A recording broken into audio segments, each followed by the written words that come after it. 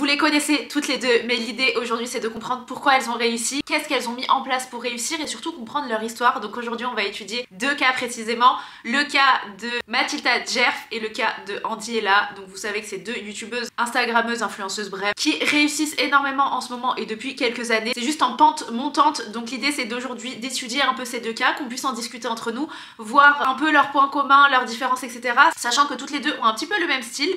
Dites-moi en commentaire ce que vous en pensez. Pour ceux qui me découvrent à travers cette vidéo, n'hésitez pas à me suivre, je fais plein de vidéos lifestyle et d'ailleurs pour ceux qui ont l'habitude de me suivre et de regarder mes vidéos, dites-moi si ce type de concept vous plaît parce que je pense que je vais peut-être investir dans un petit setup parce que là assise devant mon canapé j'avoue que c'est pas le meilleur setup du monde, mais là je fais un petit test, c'est la première fois que je sors une vidéo comme ça, à voir si ça vous plaît. Et pour me le faire savoir, abonnez-vous, laissez des commentaires, bref, faites-moi savoir que cette vidéo vous a plu. Commençons tout de suite par Mathilda Djerf.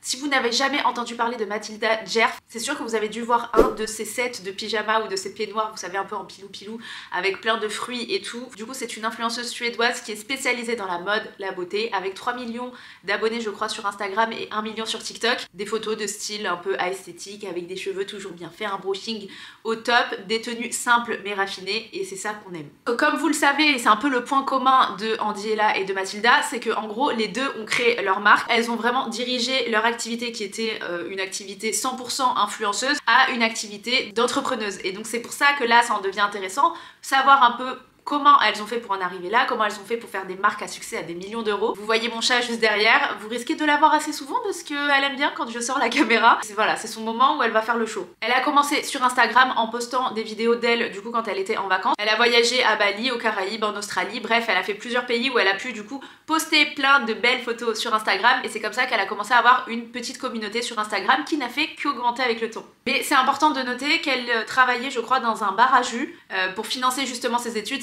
C'était un peu son job à côté et puis au moment où justement elle a fini ses études, elle s'est posé la question soit je continue à bosser dans le bar à jus ou soit je commence à créer ma marque. Alors ce qui est un peu particulier et différent entre les deux, c'est que Mathilda elle a vraiment une communauté internationale. Le fait qu'elle ait bougé et voyagé assez souvent, posté des photos surtout en Australie, ça a fait qu'elle a eu tout de suite une communauté australienne assez conséquente et aujourd'hui je crois que la communauté australienne et américaine est ce qui représente le plus gros de ses clients alors que, rappelons-nous, elle est suédoise. Mais elle explique qu'elle a vécu quelques années aux États-Unis, ce qui fait qu'elle a un parfait accent américain. Elle a son contenu spécialement en anglais, ce qui fait que forcément elle touche plus de gens de la communauté internationale, contrairement du coup à Andiella qui a forcément une communauté francophone. Donc comment est venue un peu l'envie de créer sa marque et l'envie d'entrepreneuriat? Sa carrière d'influenceuse a monté très rapidement, ce qui fait qu'elle a atteint le million en 2019, étant donné qu'elle recevait pas mal de propositions de partenariat.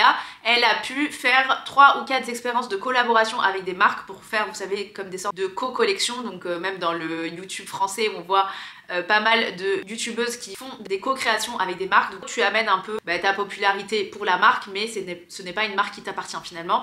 Et elle disait qu'elle se sentait un peu frustrée dans le sens où elle n'avait pas son mot à dire, surtout sur les photos qui devaient sortir des shootings photos, sur la retouche des photos, sur la création en tant que telle du vêtement. Ce n'était clairement pas elle qui prenait les décisions à 100%. Et donc vous voyez un petit peu venir le truc, étant donné qu'elle était un peu frustrée par rapport à ça, elle a voulu établir un peu sa créativité au maximum, avoir un contrôle total sur ce qu'elle faisait et c'est comme ça qu'est venue l'idée de Djerf Avenue. Moi très honnêtement je la suivais pas Mathilda et j'ai découvert vraiment, alors j'avais entendu parler de cette fille étant donné qu'elle est vraiment suivie par beaucoup de françaises et j'avais vu passer un peu comme vous je pense les articles qu'elle a pu créer sur Djerf Avenue mais j'avais pas vraiment connaissance de son histoire. N'hésitez pas à me dire si vous avez des choses à ajouter ou pas dans les commentaires, mais en tout cas c'est comme ça que la marque a été créée, donc avec elle et son petit ami qui s'appelle Rasmus. Et donc la marque est décrite sur leur site web comme une marque suédoise de prêt-à-porter non saisonnière et c'est là où intervient un peu la différence par rapport à ce qui se fait aujourd'hui. C'est que vous voyez aujourd'hui en fast fashion, voilà, plein de marques font de la fast fashion, aujourd'hui on a l'habitude de consommer de la fast fashion malheureusement,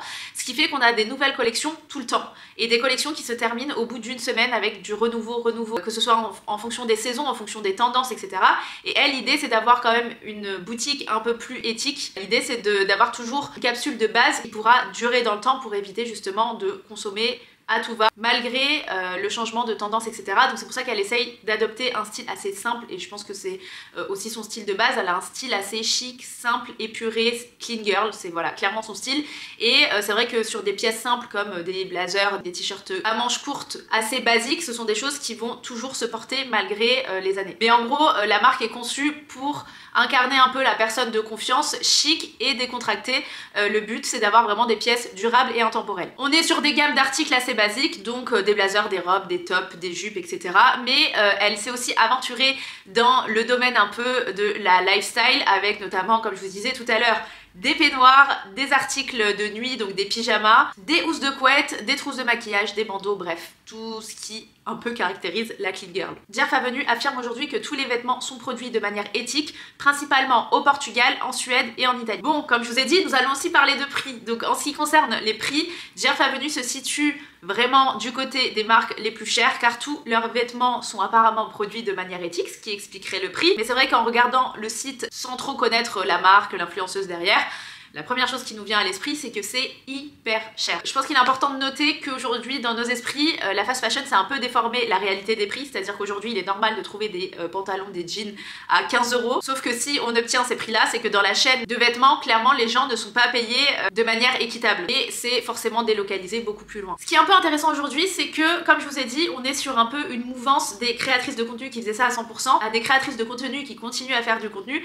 mais qui ont maintenant une casquette d'entrepreneuse. Je pense que la passion de la création de contenu est toujours là, mais voilà, quand tu as un nouveau projet en tête et que ça fait depuis des années que tu fais de la création de contenu, bah tu as tendance à être un peu peut-être lassé de ce que tu faisais et avoir vraiment beaucoup plus d'entrain par rapport au nouveau projet que tu es en train de faire. Donc je pense que c'est ce qui se passe aujourd'hui chez pas mal d'influenceuses. Vous les voyez créer un petit peu moins de contenu pour se concentrer plus sur leur marque. Ce qui est assez intéressant, c'est qu'aujourd'hui elles se retrouvent un peu de l'autre côté, c'est-à-dire que les influenceuses de base, elles avaient l'habitude de faire des partenariats pour promouvoir des marques qui ne leur appartenaient pas. Et aujourd'hui, on a donc des influenceuses créatrices de contenu qui font de la promotion de leur propre marque, de leurs propres produits, et c'est ce que les deux font aujourd'hui. Et on se rend compte forcément que c'est un succès de malade parce que les deux ont réussi à bâtir une communauté hyper conséquente, une communauté hyper engagée, ce qui fait que c'est plus facile pour elles, à mon sens, de pouvoir promouvoir leurs produits en les portant tous les jours, en les montrant de temps en temps en vidéo, en montrant aussi comment ça se passe en backstage. Donc ça, c'est aujourd'hui ce qu'on aime beaucoup voir,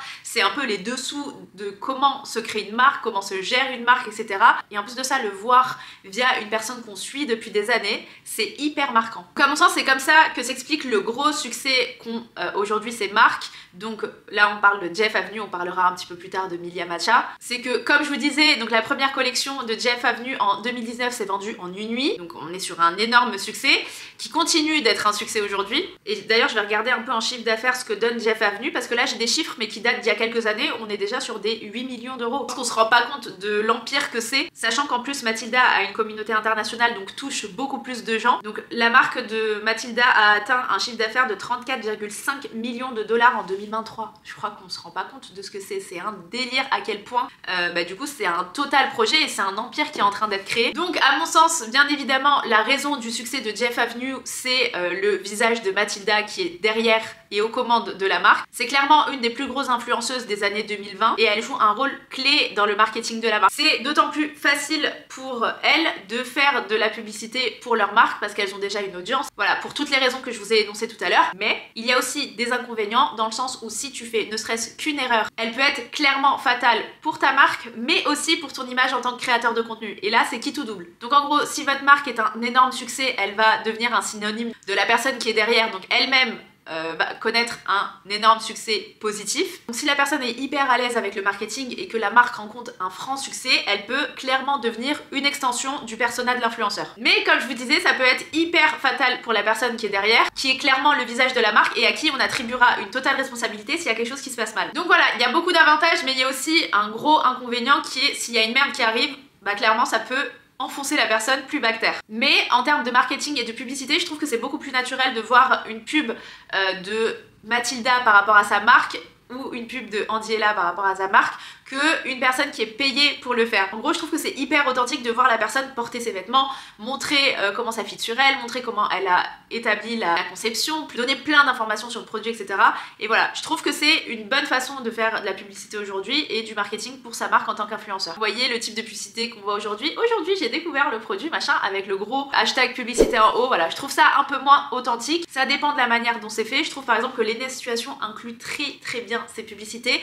Je pense que c'est la meilleure dans le domaine, dans le sens où elle te fait vraiment ressentir que c'était quelque chose qui était inclus sans que ce soit réfléchi en fait dans son contenu. Et ça, c'est très fort. Surtout pour les plus jeunes, j'ai pas l'impression que ça fonctionne par exemple pour moi, dites-le moi en commentaire si c'est le cas pour vous, mais forcément quand la personne, la créatrice de contenu va porter sa marque, essayer de romantiser les moments du soir, de routine, etc. en incluant des produits de sa propre marque, ça donne envie à la personne qui regarde de ressembler à son influenceur préféré, à sa créatrice de contenu préférée, et donc d'adopter la même routine et d'avoir donc les mêmes produits pour essayer de ressembler au max à la personne qu'on admire finalement. Et puis aussi, ce qui a contribué au succès de Jeff Avenue, c'est qu'on est vraiment sur quelque chose de différent, dans le sens où on a été habitué depuis quelques années à avoir de la fast fashion, des collections capsules qui se portent que un temps parce que c'est rarement des pièces intemporelles, des pièces qui sont faites de manière éthique. Une influenceuse comme elle qui lance sa propre marque et qui essaye de faire attention au maximum à avoir des produits de matière durable, éthiquement sourcés. Je pense que ça a été hyper rafraîchissant parce que sa marque n'est pas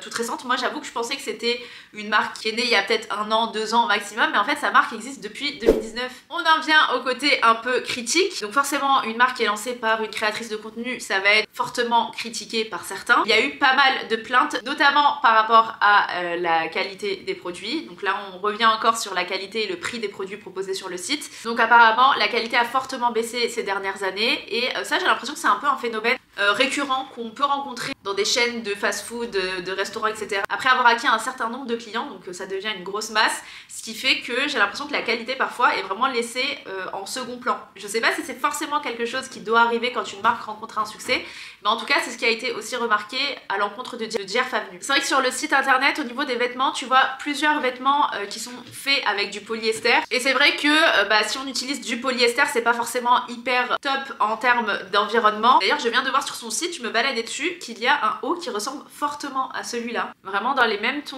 la même coupe et tout, et ce haut coûte 130 €. On va voir, vraiment j'ai pris au hasard hein, pour voir la qualité. Ah, pour le coup celui-là, il y a du coton, organique coton à 54% et 46% de viscose. Bon, je sais pas, j'avoue que je suis pas hyper à l'aise sur les matériaux utilisés dans le textile, donc je veux bien que vous me dites en commentaire ce que vous en pensez. Est-ce que vous pensez que c'est assez cohérent les prix par rapport aux matières qui sont utilisées dans les vêtements? Alors là pour le coup sur tout ce que j'ai vu il y a pas mal de polyester recyclé. Bon bah j'ai lu un petit peu quand même parce que ça me gênait de rien vous dire sur le polyester recyclé. C'est quand même assez controversé, malgré le fait que ce soit recyclé ça pollue les océans. On sait pas trop si ça a vraiment sa place dans la mode dite éthique. Maintenant on arrive sur un sujet qui est assez récent, donc si on vient sur, vous savez le pyjama fruité, j'aime bien l'appeler comme ça mais bon, vous voyez le pyjama hyper vendu de chez Jeff Avenue, on voit tourner pas mal de dupes sur TikTok et sur internet, donc le set coûte je crois à peu près 110 € et on voit énormément de copies sur TikTok et je pense que c'est un effet assez global dans le sens où maintenant dès que tu trouves un dupe de quelque chose qui coûte assez cher, le premier réflexe que tu vas avoir c'est d'aller le partager sur TikTok, de te faire un lien avec une commission et de gagner de l'argent sur la découverte que tu aurais prétendument faite. Donc là on est un peu sur un terrain à débat, donc dites-moi ce que vous en pensez. Les imprimés de fruits, on peut dire que c'est pas une création originale, alors peut-être que l'ensemble qu'elle en a fait effectivement est une création originale et ça doit être sûrement protégé comme aujourd'hui on a la chance d'avoir le droit de la propriété intellectuelle mais qui peut être mis de côté assez rapidement avec cet effet un peu de copie légale, donc je vais vous en parler un petit peu après en détail. Aujourd'hui voilà on retrouve pas mal de dupes un peu partout et personnellement je trouve ça dommage quand effectivement c'est un travail d'une personne de plusieurs années, plusieurs mois, le travail d'une team, d'une personne qui a vraiment réfléchi sur un produit et qui se voit être copié en 2 secondes et vendu beaucoup moins cher par des vendeurs sur Amazon, sur AliExpress ou autre. Ce qui fait que voilà, ça peut être quand même pas mal dérangeant éthiquement parlant, mais d'un côté, le fait de créer voilà, des produits qui sont considérés comme des trends et qui sont hyper à la mode, etc., ça suscite l'envie des personnes à acheter ce produit, des personnes qui n'ont pas forcément 110 € à mettre dans un pyjama et qui vont donc passer par des facilités, des copies qui vont permettre à la personne d'avoir le produit finalement à la maison. Donc là tout ça, on parle vraiment de surconsommation, de envie d'acheter qui est beaucoup plus présente aujourd'hui peut-être qu'avant avec les réseaux, TikTok, etc. Donc voilà, dites-moi vous un peu ce que vous en pensez. Je me suis dit pourquoi pas vous parler un peu de propriété intellectuelle aujourd'hui, sachant que vous le savez ou vous le savez peut-être pas, mais je suis dans le domaine juridique, j'ai fait du droit, donc je me dis pourquoi pas intégrer une petite partie un peu juridique de manière à vous vulgariser un peu ce qu'il en est aujourd'hui en France. Le droit de la propriété intellectuelle en France aujourd'hui protège des créations originales dans le domaine de la mode aujourd'hui, c'est ce qu'on va voir. Ça protège plus largement aussi, pas que dans le domaine de la mode. Mais voilà, comme je vous dis, il y a une distinction à faire entre la copie légale et la contrefaçon, qui peut être un peu parfois floue et facile un peu à mettre de côté pour ne pas tomber dans la case contrefaçon. Donc comment ça se passe aujourd'hui si tu as envie de protéger une création ou quelque chose? Admettons, on prend un motif floral sur une robe. Ce motif a été du coup dessiné par une personne, créateur de mode, qui l'a enregistré en tant que modèle auprès de l'INPI, donc l'Institut National de la Propriété Intellectuelle. Et grâce à ça, le créateur va bénéficier d'une protection exclusive pendant 25 ans, à condition que le modèle soit donc enregistré et que le motif floral soit clairement distingué, donc vraiment que ce soit un design qui est non existant déjà sur le marché. Donc admettons qu'il y ait une entreprise comme Zara par exemple qui décide de répliquer le motif floral original mais avec une légère variation en, je sais pas, changeant la couleur des fleurs, l'orientation des fleurs, la grosseur, la palette de couleurs, enfin bref, vous voyez, des modifications assez minimes pour nous mais qui vont finalement permettre à Zara de commercialiser le produit sans avoir l'étiquette de contrefaçon. Il y aura une légère variation qui sera considérée comme une nouveauté suffisante pour échapper à la protection de la création. Donc voilà un peu comment ça se passe aujourd'hui. Je vous ai fait vraiment une introduction très minime. Je vais pas vous embêter parce que la vidéo va être hyper longue sinon. Mais voilà, aujourd'hui il y a quand même une culture du dupe qui peut parfois aller loin. Donc là en l'occurrence, si je vous parle de ça, c'est que Mathilda Djerf a eu un réel bad buzz sur TikTok étant donné qu'elle a attaqué donc les personnes qui faisaient de la promotion des dupes. Parfois elle attaquait même des personnes sans faire la distinction, des personnes qui réellement faisaient la promotion de ces vrais produits. Enfin bref, je vous laisserai voir tout ça sur TikTok. On passe donc à Andy Ella.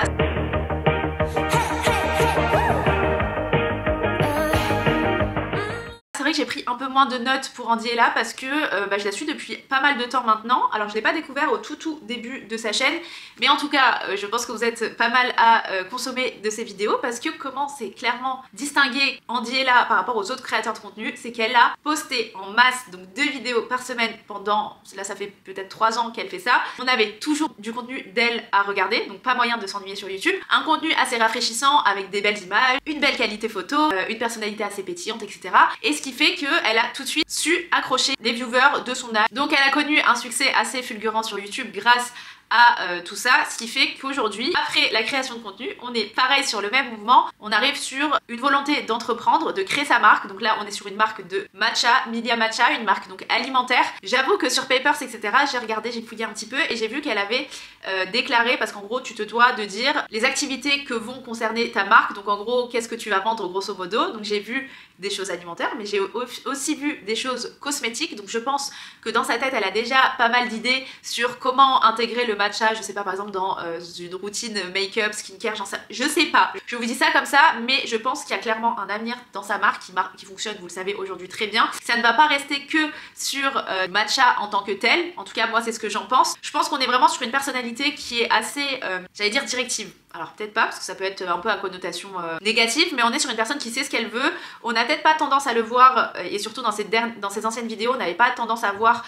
son réel caractère, dans le sens où c'est vraiment une personne qui entreprend les choses, qui gère les choses, qui aime contrôler les choses. Et ça on le découvre je pense petit à petit dans ses dernières vidéos où elle nous montre un peu comme Mathilda les dessous de sa marque, les dessous de son organisation, de sa société, de ses employés, etc. Et on découvre un peu une autre personne finalement qui, je pense moi à mon sens, a toujours été la même, mais voilà, dans des vidéos food, dans des vidéos tests, etc. routine, c'est vrai qu'on la voit pas dans des situations où elle doit prendre une décision. Elle avait un peu une image de fille, voilà, une petite fille naïve parce que elle est très jeune, hein, aujourd'hui elle a 23 ans. Elle a commencé les vidéos hyper tôt, ce que vous ne savez peut-être pas, elle a une chaîne YouTube depuis une dizaine d'années. Elle a acquis je pense une certaine aisance aussi à parler devant la caméra, à connaître les codes de YouTube, etc. Mais voilà, on l'a toujours attachée à son jeune âge et aujourd'hui la voir voilà, derrière la direction d'une marque, etc. On a quand même une vision qui est assez différente. Dites-moi si vous pensez la même chose que moi ou pas. Moi personnellement ce que j'aime j'aime bien, c'est qu'effectivement elle a amené un nouveau YouTube dans le sens où elle a amené des concepts, alors c'est peut-être pas elle qui les a inventés parce que tout le monde se copie un petit peu sur YouTube, que ce soit sur le YouTube américain, international, tout le monde prend des idées, on s'inspire les uns les autres, et elle a amené cette sorte de fraîcheur, mais surtout ce que j'aime bien dans son caractère, c'est le fait qu'elle soit toujours les pieds sur terre, dans le sens où je pense qu'elle a pas eu une enfance favorisée, elle a pas grandi dans une famille riche, etc. Ce qui est un peu la différence des créateurs de contenu aujourd'hui et aux personnes qui ont très vite percé et jeunes, ce sont des personnes qui n'ont pas connu entre guillemets la galère, la misère, etc. et qui grâce à leurs revenus sur internet ont pu très vite avoir un revenu assez haut et donc ne pas comprendre les problématiques aujourd'hui de la société et les problématiques normales de la classe pauvre ou moyenne. Et elle, j'ai quand même l'impression qu'elle a cette conscience là, cette conscience de l'argent, cette conscience de se dire ça c'est quand même assez cher d'un point de vue d'une personne lambda, alors que d'autres par exemple, comme je vous dis plus jeunes sur TikTok, YouTube, etc. n'auront pas cette valeur de l'argent. Donc ça c'est hyper appréciable à regarder, sachant qu'elle est, elle reste très jeune, 23 ans c'est très jeune, elle a toujours été authentique, etc. Et c'est bien pour ça que moi par exemple j'ai accroché à son type de contenu. Et je pense qu'il y a beaucoup d'inspiration aussi de sa part auprès de Mathilda Djerf, parce que je pense qu'elle doit s'en inspirer parce qu'elles ont un peu le même parcours, d'une création de contenu qui a été une grosse réussite à la volonté de créer une marque un peu tendance à succès. Et d'ailleurs on la voyait, elle avait fait un voyage il y a pas très longtemps en Suède je crois, où elle est partie justement visiter le pop-up de Djerf Avenue, et je pense qu'il y a, voilà, je pense qu'elle s'y reconnaît aussi. Je sens qu'elle essaye aussi de casser les codes des marques aujourd'hui. Elle a vraiment cette volonté de montrer les backstage au maximum, montrer qu'elle bûche beaucoup, qu'elle ne dort pas beaucoup. Elle essaie d'insuffler une dynamique un peu girl boss mais pas trop poussée non plus, parce que vous voyez, moi c'est un truc que je déteste, mais vous voyez le mouvement un peu girl boss qu'on voit sur LinkedIn notamment avec les vendeuses de formation, etc. Ça moi je n'adhère pas du tout, je suis pas du tout la clientèle. Aujourd'hui on voit clairement qu'elle est à fond sur le développement de sa marque. Encore une fois je pense que la passion de YouTube est toujours là et c'est pour ça qu'elle essaye toujours de faire 2 vidéos par semaine, même si à mon sens c'est énorme pour la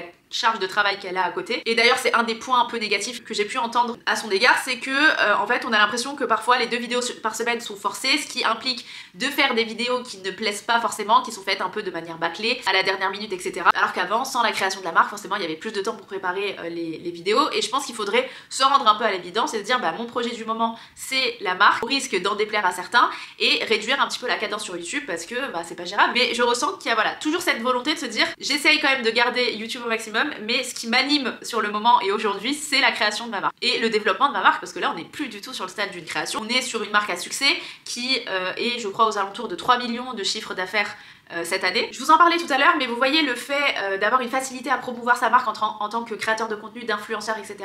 Il y a aussi, comme je vous disais, un inconvénient qui est assez monstre, qui est que s'il y a une faute ou quelque chose qui vous est reproché, ça vous concerne directement, étant donné que vous êtes l'image de la marque. Je trouve qu'elle n'a jamais autant reçu de critiques depuis qu'elle a sorti sa marque, notamment sur elle-même du coup, alors qu'avant j'avais l'impression que c'était une créatrice de contenu qui faisait pas mal de vues mais qui n'avait pas tant de commentaires négatifs, etc. Donc moi, à mon sens, ce qui a vraiment permis la réussite de Millia Matcha, c'est vraiment le fait que ce soit donc Andiela, une créatrice à succès, et je pense qu'elle l'a vraiment créé au bon moment, au moment où sa popularité était hyper haute. C'est encore le cas aujourd'hui, mais on sait jamais trop quand est-ce que ça va descendre. Je pense que les projets à venir aussi vont être hyper intéressants. Elle ajoute toujours une nouveauté à ses projets, à ce qui existe déjà, et ça c'est hyper appréciable. Je pense que elle arrivera toujours à nous surprendre avec ses produits, etc. Même sur la qualité, je suis pas du tout revenue sur son produit parce que bah, le matcha, je sais pas, je suis partie du postulat que vous connaissiez, etc.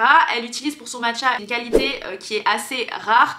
Ce que vous allez retrouver dans les autres marques de matcha, c'est d'autres qualités qui sont beaucoup plus répandues. Donc là encore, elle a essayé de faire un peu la différence par rapport à ce qui se fait aujourd'hui déjà dans le marché. Elle a été une des pionnières, à mon sens, à vendre du matcha. Il y a bien évidemment des marques qui existaient, mais c'est elle qui a réussi à démocratiser un maximum le matcha avec d'autres influenceurs, parce que c'est pas elle qui a clairement fait découvrir le matcha sur YouTube, mais elle y a fortement participé. Elle explique aussi un peu dans le storytelling de sa marque, parce qu'il faut toujours un storytelling pour expliquer aux consommateurs comment et pourquoi tu as créé cette marque. Elle explique notamment que c'est sa mère qui lui faisait boire du matcha quand elle était petite avant d'aller à l'école pour essayer de performer au mieux et de tenir ses longues journées d'école. Bon, il me semble que c'est pas quelque chose qu'elle a mis beaucoup en avant sur YouTube. Je pense que c'est un storytelling, je dis pas qu'il est faux, hein, je pense qu'il est réel, mais qu'il a été poussé à son extrême pour justement justifier la création de la marque de matcha, étant donné qu'elle allait voilà pas mal de fois au Japon.